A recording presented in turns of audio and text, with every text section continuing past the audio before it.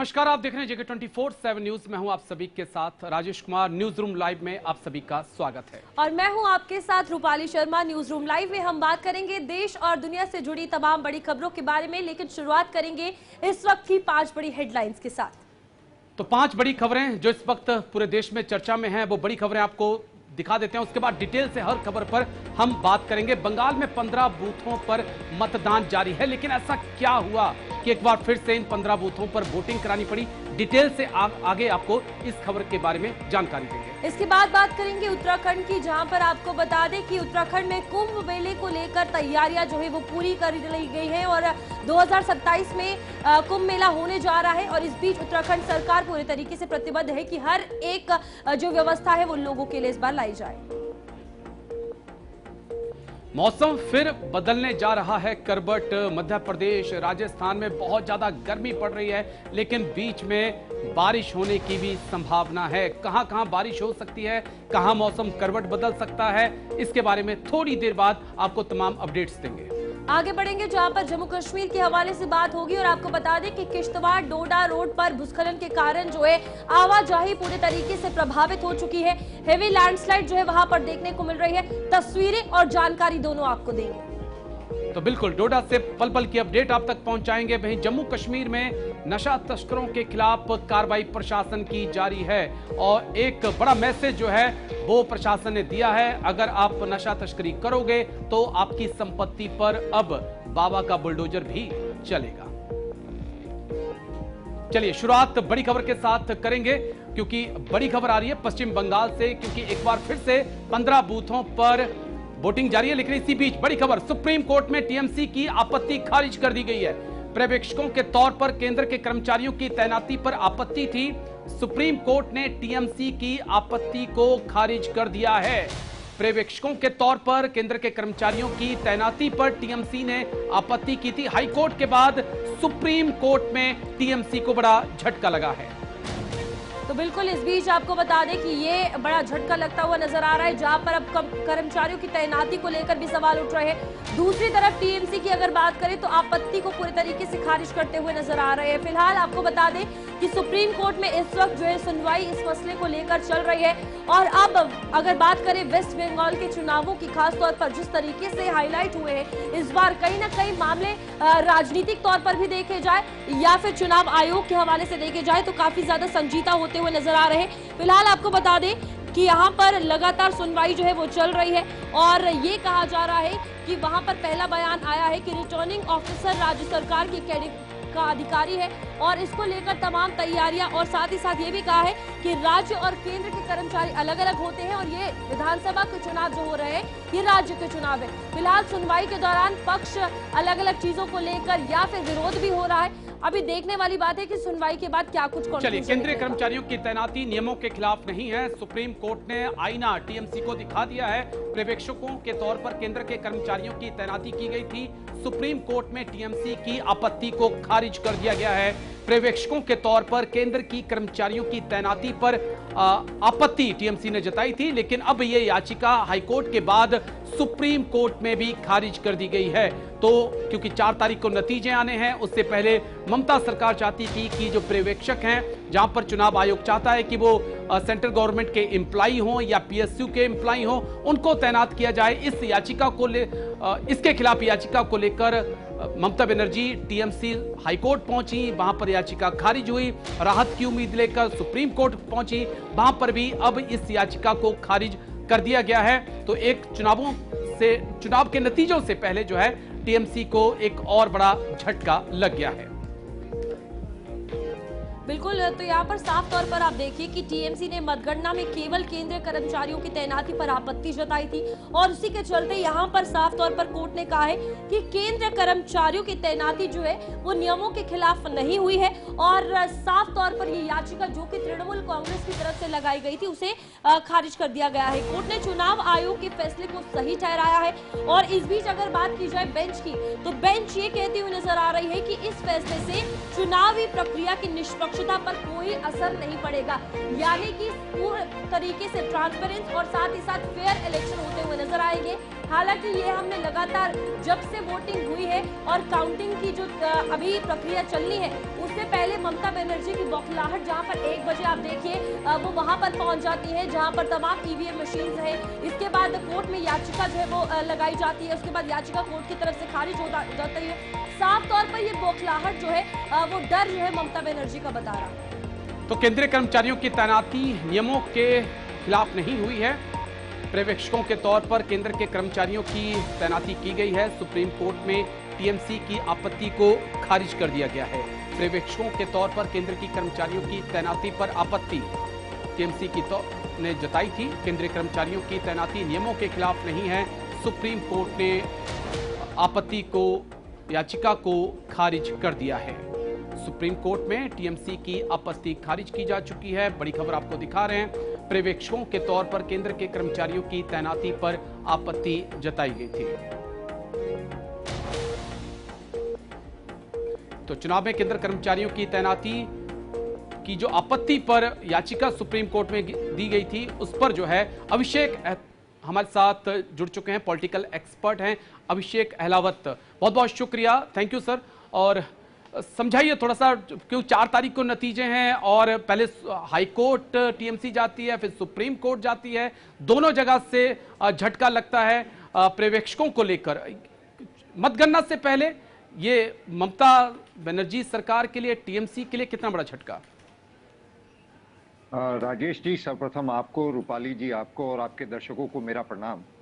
देखिए, ये एक बहुत बड़ा झटका है टीएमसी की गवर्नमेंट को, जो पश्चिम बंगाल में अपने आखिरी दिन देख रही है। जिस तरह की उनकी झटपटाहट नजर आ रही है, बौखलाहट नजर आ रही है, उससे कहीं ना कहीं ऐसा लग रहा है कि उन्हें अंदाजा हो गया है कि वो इस चुनाव में कहीं ना कहीं कमतर पड़ रही हैं।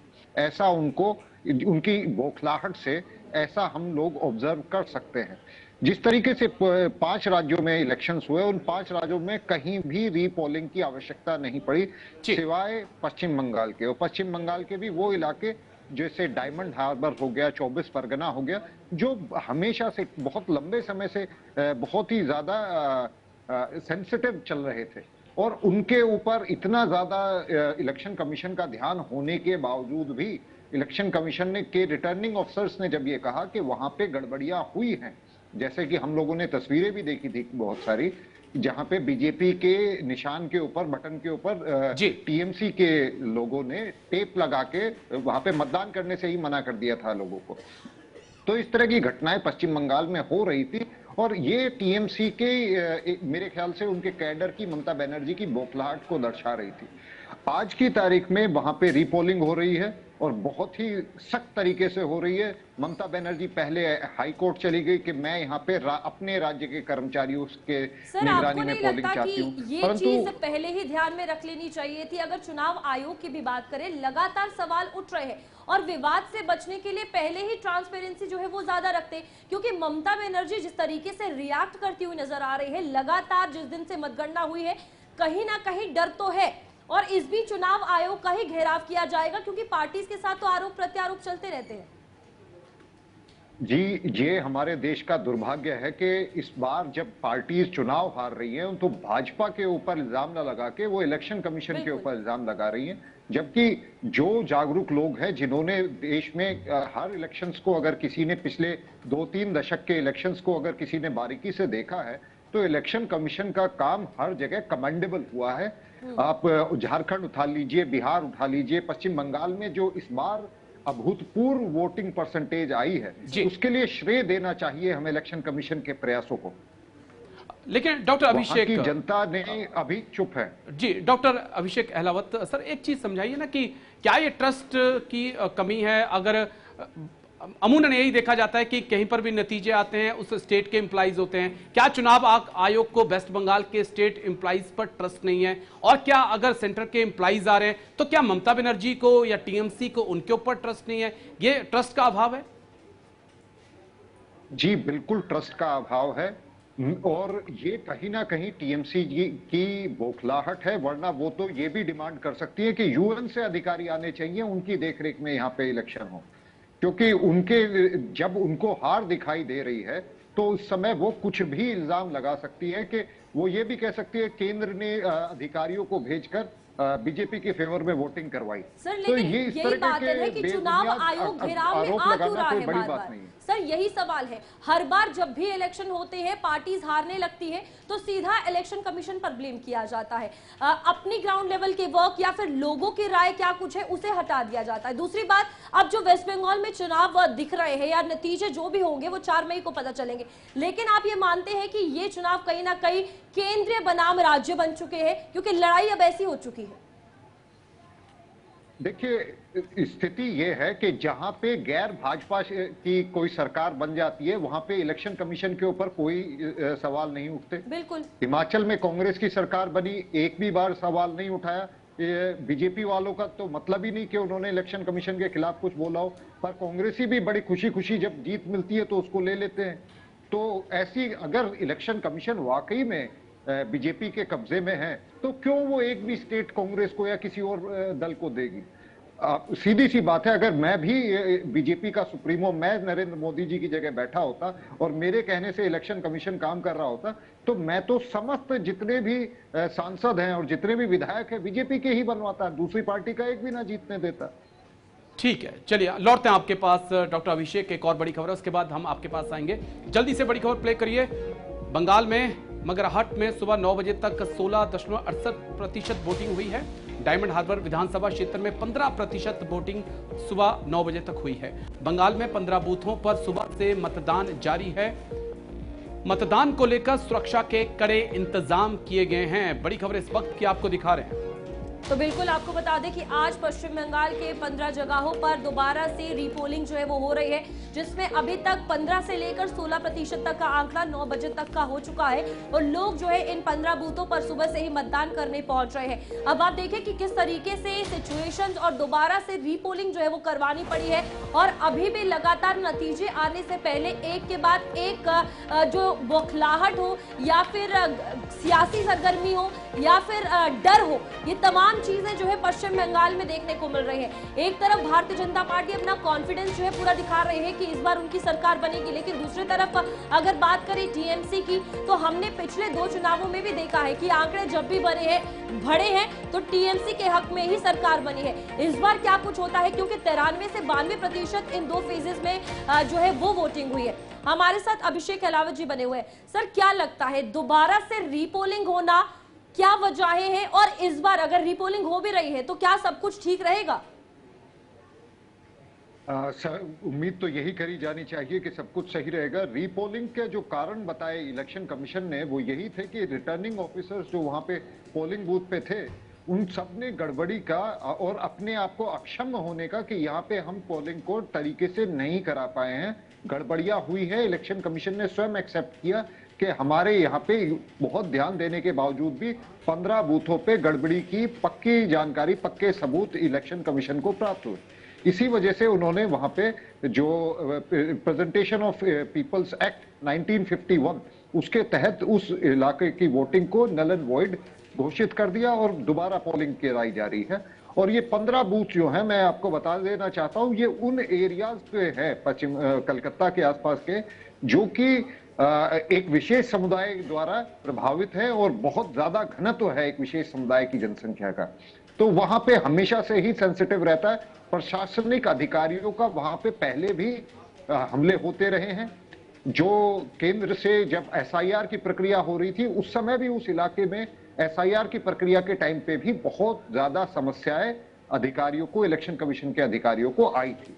तो इस बार भी ये संभावना तो थी, परंतु अब देखते हैं। अभी तो क्योंकि 15 ही बूथ हैं और पूरी तरीके से जो अमला है इलेक्शन कमीशन का वो उनके ऊपर आके गड़ाए बैठा है, पहले मिलिट्री फोर्सेस वहां पे जमी हुई हैं, तो संभावना तो यही है कि 100% पीसफुल होंगे और 4 तारीख को जो रिजल्ट्स होंगे वो सारी दुनिया के सामने होंगे। इंतजार रहेगा शाम 6 बजे तक क्या कुछ घटनाक्रम रहता है। लेकिन बहुत बहुत शुक्रिया डॉक्टर अभिषेक आपका हमारे साथ जुड़ने के लिए। इसी बीच आगे बढ़ेंगे क्योंकि एक और बड़ी खबर आ रही है, वो बड़ी खबर आप तक पहुंचा दें। तो इस वक्त की एक और बड़ी खबर, कुंभ मेले को लेकर तैयारियां तेज हो चुकी हैं। उत्तराखंड में करोड़ों रुपए की परियोजनाओं को मंजूरी दी जा चुकी है।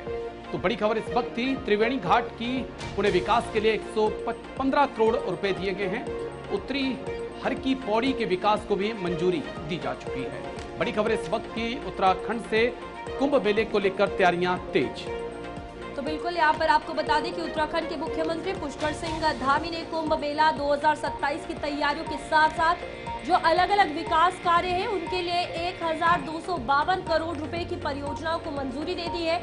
और जो कुंभ मेला 2027 में उत्तराखंड में होने जा रहा है उसको लेकर भी तमाम तैयारियां, चाहे ऋषिकेश गंगा कॉरिडोर परियोजना हो या फिर बाकी योजनाएं हो, इन तमाम चीजों पर फोकस जो है वो किया जा रहा है ताकि जब अगले साल कुंभ मेला आयोजित हो, कुंभ मेला लगे तो हर एक व्यवस्था जो वहां पर आए हुए श्रद्धालु होंगे उन्हें मिल सके। हम सब जानते हैं कि महाकुंभ जो है वो किस तर्ज पर हुआ था, क्या कुछ तैयारियां थी और हर एक चीज जो है वो महाकुंभ के दौरान वहां पर देखने को मिली। यूपी की अगर बात करें प्रयागराज की, तो उसी तर्ज पर अब इस कुंभ मेले में भी राजेश कहीं ना कहीं सरकार पूरे तरीके से तैयारियां करती हुई नजर आ रही है। हाँ बिल्कुल, क्योंकि बहुत संख्या में रूपाली लोग आते हैं, श्रद्धालु आते हैं, तो ये जरूरी हो जाता है कि उसी हिसाब से तैयारियां की जाएं और इन फैसलों के से जो है बुनियादी ढांचे को काफी मजबूती मिलेगी, आपदा प्रबंधन प्रणालियों में सुधार होगा, पेयजल आपूर्ति और बाढ़ सुरक्षा से जुड़ी व्यवस्थाओं को और बेहतर किया जाएगा। इसके अलावा योजना विभाग की पूंजी निवेश के लिए राज्यों को विशेष सहायता योजना के तहत मुख्यमंत्री ने ऋषिकेश गंगा कॉरिडोर परियोजना के तहत त्रिवेणी घाट के पुनः विकास के लिए जो है वो काफी ज्यादा बजट दिया है। धनराज गर्ग मेरे सहयोगी मेरे साथ जुड़ चुके हैं। धनराज, कुंभ से पहले मुख्यमंत्री की तरफ से बड़ी सौगात, क्या मायने इस सौगात के? बिल्कुल राजेश, देखिए आपको बताते चलें कि 2027 में उत्तराखंड के या हरिद्वार में कुंभ होना है और कुंभ को लेकर समान तरह की जो तैयारियां हैं वो अभी से शुरू कर दी गई है, क्योंकि आप देख रहे होंगे कि लगातार जो अधिकारी हैं उनको मुख्यमंत्री पुष्कर सिंह धामी निर्देश दे रहे हैं और समय समय पर उनको बैठकें भी ले रहे हैं और उनको तमाम तरह की जो योजनाएं हैं उनको लागू करने की बात भी कर रहे हैं। लेकिन वही देखिएगा कि एक बड़ा तोहफा कहीं ना कहीं ये कुंभ को लेकर दिया गया है कि जो परियोजनाएं हैं, यानी कि करोड़ों रुपए की जो परियोजनाएं हैं उनको मंजूरी दी गई है, जिससे सीधा सीधा लाभ कहीं ना कहीं कुंभ में आने वाले जो श्रद्धालु हैं उनको इसका लाभ मिलता हुआ नजर आएगा, क्योंकि तमाम ऐसी जो सुविधाएं हैं उन सुविधाओं को लेकर कहीं ना कहीं ये पूरी परियोजनाएं तैयार होंगी और पूरी परियोजनाओं के माध्यम से कहीं ना कहीं सीधा लाभ जो है श्रद्धालुओं को दिया जाएगा। तो कहा जा सकता है कि उत्तराखंड में आने वाले प्रत्येक श्रद्धालु की सुरक्षा की जिम्मेदारी भी कहीं ना कहीं सरकार ने उठाई है। तो बिल्कुल धनराज, यहाँ पर एक और चीज पूछना चाहूंगी, केदारनाथ धाम यात्रा शुरू हो चुकी है, उसको लेकर तमाम तैयारियां पूरी कर ली गई है। 2027 कुंभ से पहले ये कहा जा रहा है कि ओवरऑल उत्तराखंड में जो है तमाम विकास के हवाले से चीजें जो है वो कर ली जाएंगी, चाहे गंगा एक्सप्रेसवे की बात हो या फिर बाकी चीजें हो।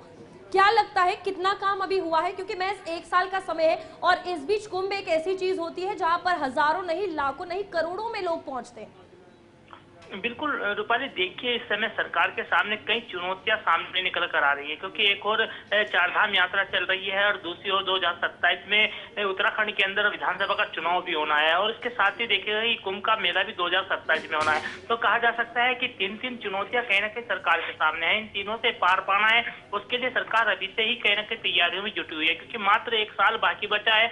1 साल के अंदर आप देखिएगा कि चारधाम यात्रा भी है, उसके साथ ही कुंभ मेला भी है, उसके साथ ही आप देखिए कावड़ मेला भी आने वाला है और इसके साथ ही चुनाव भी उत्तराखंड के अंदर है। तो तमाम जो परियोजनाएं हैं उन परियोजनाओं को लागू करके जिस तरीके से मुख्यमंत्री पुष्कर सिंह धामी ने ये साबित कर दिया है कि उत्तराखंड में आने वाले प्रत्येक श्रद्धालु हो या फिर पर्यटक हो, उनको किसी भी तरह की यहाँ पर दिक्कत नहीं होने दी जाएगी, चाहे वो खाने पीने की सामग्री से लेकर अन्य जो चीजें हैं, जरूरत की चीजें हैं, चाहे वो स्वास्थ्य की चीजें हैं, तमाम जो स्वास्थ्य सेवाओं में भी कहीं ना कहीं सुधार लाने के निर्देश दिए गए हैं। तो कहा जा सकता है कि उत्तराखंड आने वाले किसी भी श्रद्धालु को किसी तरह की कोई दिक्कत ना हो, उसके लिए तमाम तरह का जो बजट है वो मुख्यमंत्री पुष्कर सिंह धामी की तरफ से लागू भी किया गया है।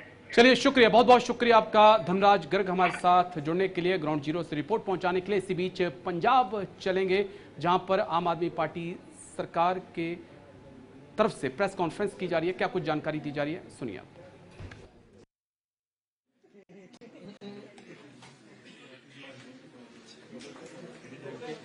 रेडी है जी? हाँ जी, करो। Sure. Okay, thank you. First of all, greetings. ਤੁਹਾਡਾ ਸਵਾਗਤ ਤੇ ਤੁਹਾਡਾ ਸਾਰਿਆਂ ਦਾ ਧੰਨਵਾਦ।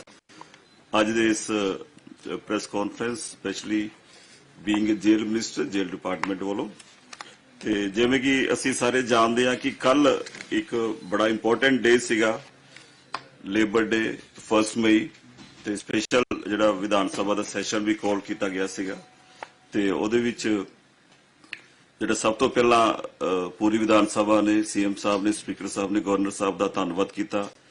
ਜਿਹੜਾ ਜਾਗਤ ਜੋਤ ਸ੍ਰੀ ਗੁਰੂ ਗ੍ਰੰਥ ਸਾਹਿਬ ਜੀ ਦਾ ਸਤਿਕਾਰ ਅਮੈਂਡਮੈਂਟ ਬਿੱਲ ਪਾਸ ਹੋਇਆ ਸੀਗਾ ਤੇ ਉਹਦੇ ਵਿੱਚ ਸੀਐਮ ਸਾਹਿਬ ਨੇ ਦੱਸਿਆ ਕਿ ਅਸੀਂ ਸ਼ੁਕਰਾਨਾ ਯਾਤਰਾ ਵੀ 6 ਮਈ ਤੋਂ ਲੈ ਕੇ 9 ਮਈ ਤੱਕ ਪੂਰੇ ਪੰਜਾਬ ਵਿੱਚ ਕਰਾਂਗੇ।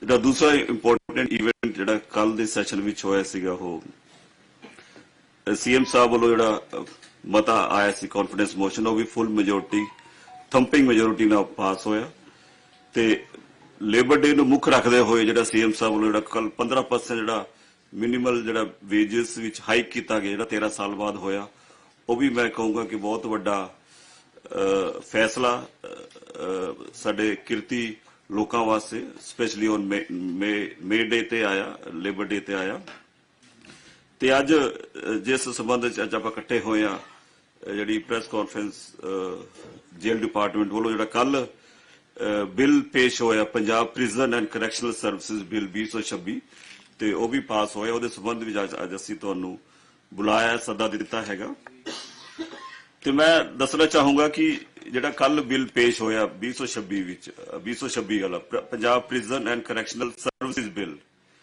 ਜਿਹੜਾ ਪੁਰਾਣਾ ਬਿੱਲ ਚੱਲ ਰਿਹਾ ਸੀਗਾ that was dated about prison act ਦੇ ਨਾਂ ਤੇ ਸੀਗਾ 1894 ਦਾ ਸੀਗਾ ਉਹ ਬ੍ਰਿਟਿਸ਼ ਏਰੀਆ ਦਾ ਸੀਗਾ ਜਦੋਂ British as a colonial power ਪੂਰੇ ਭਾਰਤ ਤੇ ਬਰਮਾ ਤੋਂ ਲੈ ਕੇ ਬਲੂਚਿਸਤਾਨ ਤੱਕ ਪੂਰਾ ਉਹ ਐਕਟ ਲਾਗੂ ਹੁੰਦਾ ਸੀਗਾ ਤੇ ਮੈਂ ਧੰਨਵਾਦ ਕਰਦਾ ਸੀਐਮ ਸਾਹਿਬ ਦਾ ਜਿਨ੍ਹਾਂ ਦੀ ਰਹਿਨੁਮਾਈ ਹੇਠ ਇਹ ਨਵਾਂ ਬਿੱਲ ਬਿਲਕੁਲ ਨਵਾਂ ਬਿੱਲ ਤਿਆਰ ਕਰਕੇ ਅਸੀਂ ਕੱਲ ਪੇਸ਼ ਕੀਤਾ ਜਿਹੜਾ ਪਾਸ ਵੀ ਹੋ ਗਿਆ ਤੇ ਬੀਇੰਗ ਸੰਵਿਧਾਨ 'ਚ ਲਿਖਿਆ ਕਿ ਜਿਹੜਾ ਜੇਲ੍ਹ ਹੈਗਾ ਸਟੇਟ ਸਬਜੈਕਟ ਹੈਗਾ ਸੂਬਿਆਂ ਦਾ ਵਿਸ਼ਾ ਹੈਗਾ ਤੇ ਕੱਲ ਪੰਜਾਬ ਸਰਕਾਰ ਨੇ ਜਿਹੜਾ ਬਿੱਲ ਪੇਸ਼ ਹੋਇਆ ਉਹ ਪਾਸ ਵੀ ਹੋਇਆ ਤੇ ਇਹਦਾ ਜਿਵੇਂ ਨਾਮ ਹੀ ਦੱਸਦਾ ਹੈ Punjab prison and correctional services bill ਜੇ ਅਸੀਂ ਆਪਾਂ ਇਹਨੂੰ ਦੋ ਪਾਰਟਸ ਵਿੱਚ ਇਹਨੂੰ ਡਿਵਾਈਡ ਕਰ ਲਈਏ ਆਪਾਂ ਪ੍ਰਿਜ਼ਨ ਜੋ ਕਿ ਜੇਲ੍ਹ ਸਾਡੀ ਹੈਗੀਆਂ ਉਹਦੇ ਵਿੱਚ ਜੋ ਸਾਡੀ basic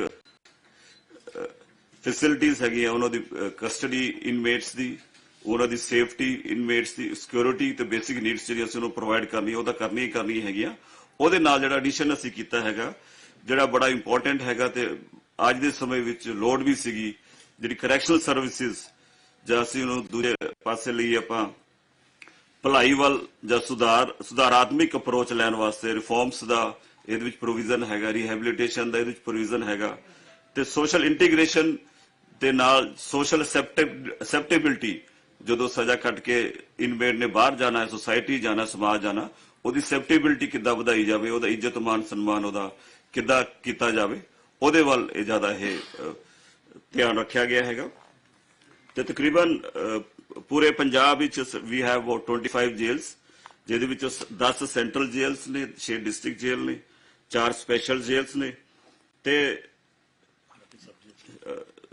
we have 5 sub jails also ਇੱਕ ਸਾਡੇ ਕੋ ਓਪਨ ਜੇਲ੍ਹ ਵੀ ਹੈਗੀ ਨਾਭਾ ਹੈਗੀ ਆ ਤੇ डॉक्टर रवजोत कैबिनेट मंत्री आम आदमी पार्टी सरकार पंजाब की प्रेस कॉन्फ्रेंस इसी बीच आगे बढ़ेंगे क्योंकि देश का मौसम एक बार फिर से मिजाज बदल रहा है। बड़ी खबर क्योंकि 9 राज्यों में अलर्ट जारी किया जा चुका है, मौसम फिर से बदलने जा रहा है करवट। बड़ी खबर इस वक्त की आपको दिखा रहे हैं, देश के 9 राज्यों को लेकर अलर्ट जारी किया गया है। यहाँ पर बारिश हो सकती है, आंधी तूफान आ सकता है, आंधी बारिश और ओले गिरने का अलर्ट यहाँ पे जारी किया गया है। बिहार में आकाशीय बिजली गिरने से एक व्यक्ति की मौत हो चुकी है। बड़ी खबर आपको दिखा रहे हैं। तो बिल्कुल यहाँ पर आपको बता दें कि देश में एक बार फिर से मौसम जो है वो बड़ा बदलाव यानी कि करवट बदलने वाला है और आज 2 मई से अगर बात करें तो देर शाम कहा जा रहा है कि मौसम का मिजाज बदलते हुए नजर आएगा। इस बीच आंधी बारिश और ओले गिरने का अलर्ट जो है वो जारी हो चुका है। कहीं पर रेड अलर्ट, कहीं पर ऑरेंज अलर्ट और कहीं पर येलो अलर्ट जो है वो जारी किया गया है। आपको बता दें कि बीते लगातार दिनों से एक हफ्ते से अगर बात करें तो देश के अलग अलग राज्यों में मौसम जो है वो खराब चल रहा है और इस बीच अचानक मौसम के करवट बदलने के चलते कई जगहों पर लोगों की मौत भी वाकया हुई है। अभी तक कुल आंकड़ा अगर कल तक की बात की जाए तो 17 था और इस बीच आने वाले दिनों के लिए भी अलर्ट जारी कर दिया गया है ताकि जानी और माली नुकसान से बचा जा सके। तो बिल्कुल देश के 9 राज्यों में मौसम का अलर्ट जारी किया गया है। खासकर मध्य प्रदेश की बात करें, बिहार की बात करें, झारखंड की बात करें या यूपी के कुछ हिस्सों की बात करें, वहां पर मौसम बहुत तेजी से बदल रहा है। मई का महीना शुरू हो चुका है और अचानक से मौसम ने एक बार फिर करवट बदली है और बारिश और ओलावृष्टि और साथ में आंधी तूफान के कारण जो है हालात बदलते हुए दिखाई पड़े। गर्मी से राहत मिली है लेकिन कई मुश्किलें जो हैं वो लोगों के सामने खड़ी हो गई हैं। तो ये तस्वीरें भी आप देख रहे हैं क्योंकि 9 राज्यों में, 1 नहीं, 2 नहीं, 3 नहीं, 9 राज्यों में अचानक से मौसम का बदलना, और हम इसी साल की शुरुआत से देख रहे हैं कि अचानक से मौसम जो है करवट ले रहा है। इसके पीछे क्या कारण है फिलहाल साफ नहीं है, लेकिन मई के महीने में अचानक से इतनी बारिश, तूफान का आना कहीं ना कहीं बता रहा है कि कहीं ना ग्लोबल वार्मिंग का असर अब दुनिया में सीधे तौर पे हो रहा है। तो बिल्कुल साफ तौर पर यहाँ पर अगर जम्मू कश्मीर की बात करें या फिर इसके साथ पंजाब, हरियाणा, दिल्ली, चंडीगढ़, हिमाचल, उत्तराखंड, मध्य प्रदेश, छत्तीसगढ़, बिहार, ये तमाम वो जगहें हैं जहाँ पर मौसम का सीधा असर आज जो है वो देखने को मिलेगा। लेकिन इसी के साथ साथ राजस्थान की अगर बात करें, राजस्थान में लू का अलर्ट जारी कर दिया है।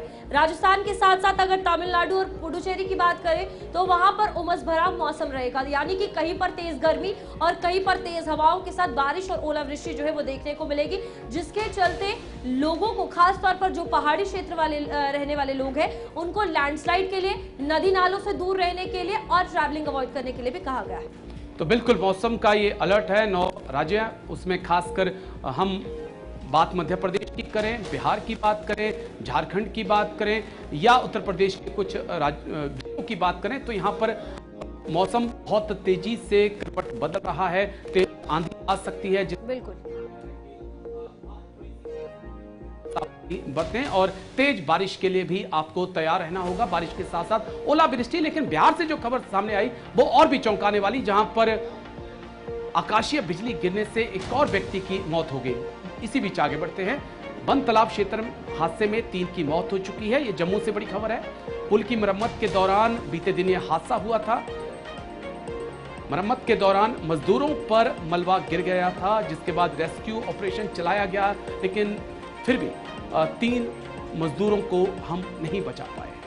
तो बिल्कुल आपको बता दें कि जम्मू से ये खबर सामने आ रही है, जहां बंद तालाब की अगर बात करें वहां पर कल देर दोपहर जो है ये हादसा पेश आया, जहां पर पुल जिसका रेनोवेशन जो है वो किया जा रहा था वो ढह गया और उसके बीच मलबे में जो है वो कई मजदूर, कहा जा रहा है कि 4 मजदूर जो है वो दब गए थे, जिनमें से 1 को रेस्क्यू सेफली कर लिया गया है, 3 के शव बरामद किए गए हैं और साथ ही साथ ये भी कहा जा रहा है कि मशीनरी भी जो है इस पुल के नीचे दब गई थी। उसके बाद 10 घंटे का ये लंबा रेस्क्यू ऑपरेशन चलाया गया, जिसमें 3 मजदूरों की मौत हो गई है।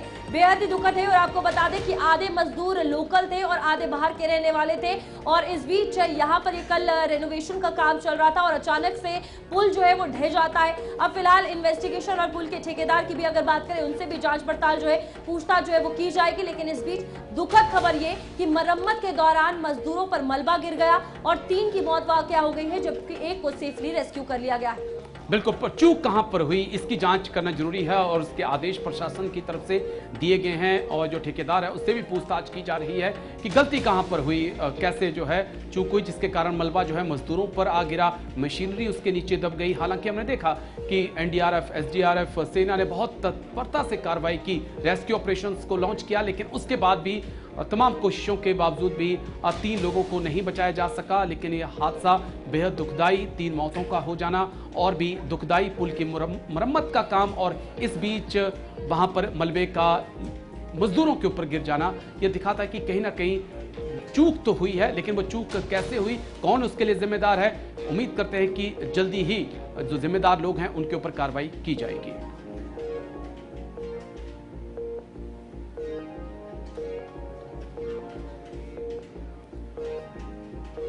तस्वीरें, कल की तस्वीरें भी हम आपको दिखा रहे हैं। पुल की मरम्मत के दौरान शिल्पा शर्मा मेरी सहयोगी हमारे साथ जुड़ चुकी हैं। शिल्पा के पास हम चलेंगे। शिल्पा, कल का यह हादसा लंबा वक्त गुजर चुका है, 3 मजदूरों को हमने खो दिया है, लेकिन लापरवाही कहां हुई, क्या इसके बारे में कोई जांच चल रही है?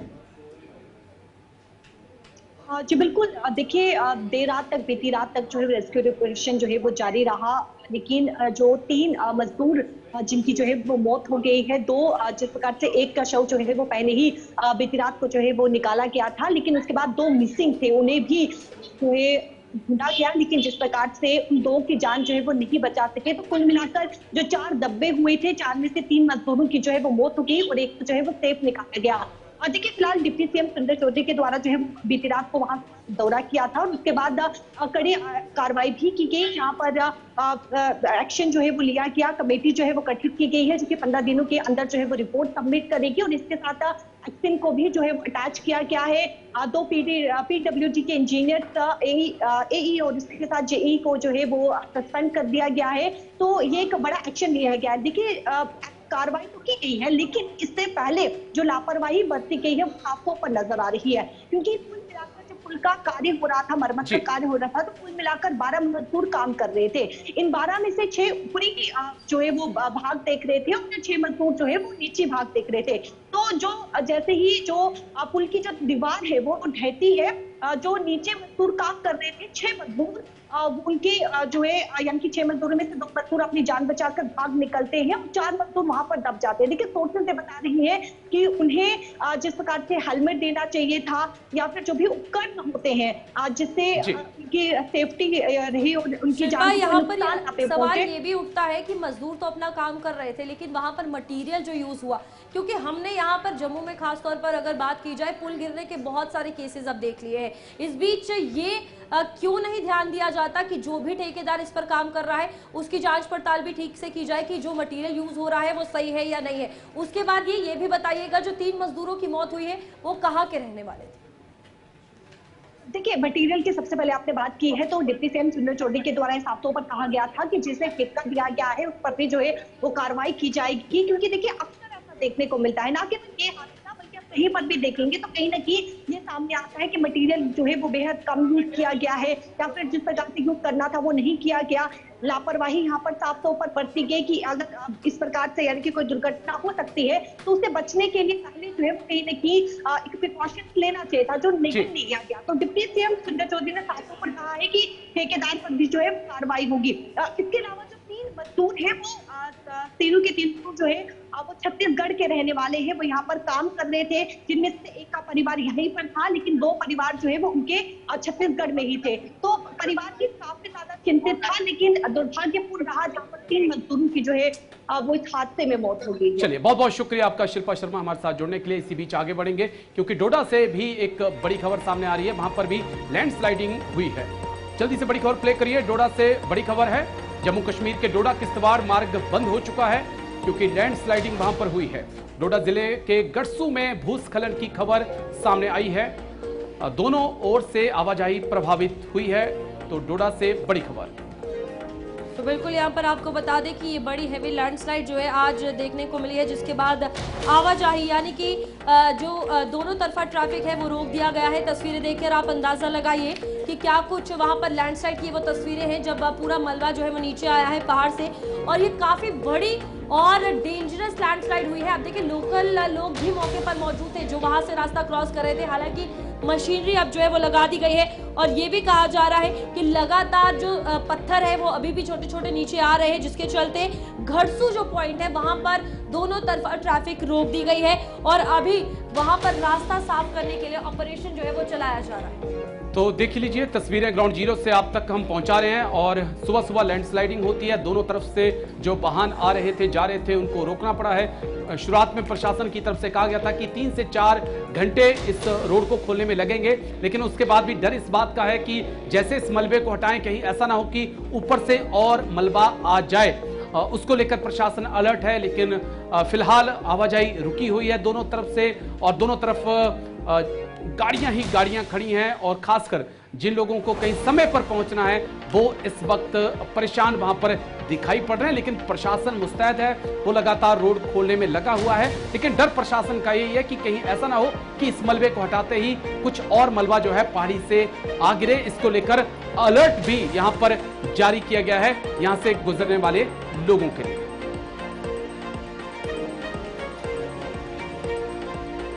तो डोडा जिले के गड़सू में भूस्खलन की तस्वीरें ग्राउंड जीरो से ये तस्वीरें आपको दिखा रहे हैं, जहां पर सुबह सुबह लैंडस्लाइडिंग होती है और उसके बाद रास्ता जो है वो अवरुद्ध हो जाता है, दोनों तरफ की आवाजाही रुक जाती है और अब ऑप्शन नहीं है यात्रियों के पास, या तो आप 8 से 10 किलोमीटर पीछे जाएं, फिर लॉन्ग टर्म लेकर जो है आप फिर अपने गंतव्य पर पहुंचे, लेकिन उसमें भी लंबा वक्त लग रहा है। इसलिए कई लोग जो हैं वो इंतजार कर रहे हैं, क्योंकि शुरुआत में प्रशासन की तरफ से यही कहा गया था कि 3 घंटे के अंदर हम इस रोड को क्लियर कर देंगे। लेकिन फिलहाल अभी क्लियरेंस का काम जारी है, रोड खोलने का काम जारी है। और समस्या सबसे बड़ी जो आ रही है वो यही है कि चट्टाने मलबा हटाया जाता है, तब तक ऊपर से मलबा फिर रोड पर आ जाता है। अब बड़ी बात यह है कि आने वाले दिनों में फिर से मौसम जो है वो खराब होने वाला है और इस बीच अब दोबारा से ऐसी लैंडस्लाइड ना हो या फिर कोई नुकसान ना हो मलबा गिरने के चलते, ये एक बड़ा पॉइंट है। इस बीच अगर बात करें डोडा की किश्तवाड़ नेशनल हाईवे की, तो काफी ज्यादा ऊंचा पहाड़ी वाला क्षेत्र है। इस बीच वहां पर लगातार कंस्ट्रक्शन के काम भी चल रहे हैं, तो हो सकता है ये भी एक कारण हो कि इस खिली धूप में भी ये हैवी लैंडस्लाइड हुई है। और इस बीच बड़ी बात यह है कि रोड क्लियरेंस का काम जो है वो जल्द से जल्द पूरा किया जाएगा, ताकि जो लोग वहां पर फंसे हैं, क्योंकि यहाँ से ट्रैफिक जो है काफी ज्यादा गुजरती है और इस बीच डोडा सिटी भी इसके पास लगती है। तो फिलहाल यहाँ पर अगर बात की जाए, अभी मशीनरी के जरिए जल्द से जल्द ट्रैफिक दोबारा से सुचारू रूप से चल सके, उसके लिए काम जो है वो किया जा रहा है। लेकिन बड़ा नुकसान, एक और बड़ी खबर, महाराष्ट्र के पुणे जिले में बच्ची से दुष्कर्म की खबर है। 4 साल की बच्ची से दुष्कर्म के बाद हत्या की गई है। बड़ी खबर इस वक्त की आपको दिखा रहे हैं, पुलिस ने आरोपी को गिरफ्तार कर लिया है।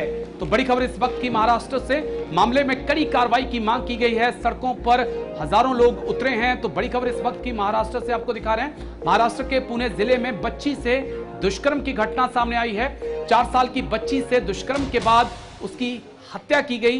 हालांकि पुलिस ने आरोपी को गिरफ्तार कर लिया है, लेकिन लोग नाराज हैं, लोग गुस्से में हैं और कड़ी कार्रवाई की मांग को लेकर सड़कों पर लोग उतरे हैं।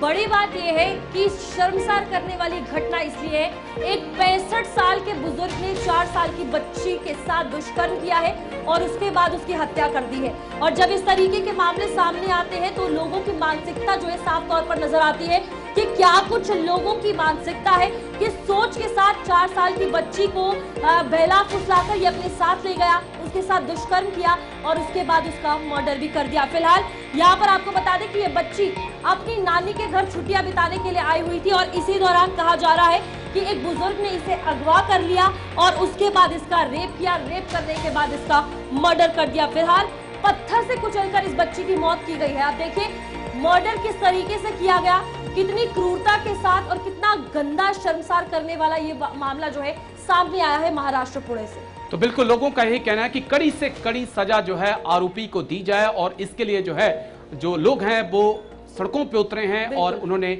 न्याय की मांग की है। तो न्यूज रूम लाइव में आज हमारे साथ इतना ही, कल फिर होगी मुलाकात, दीजिए इजाजत, नमस्कार।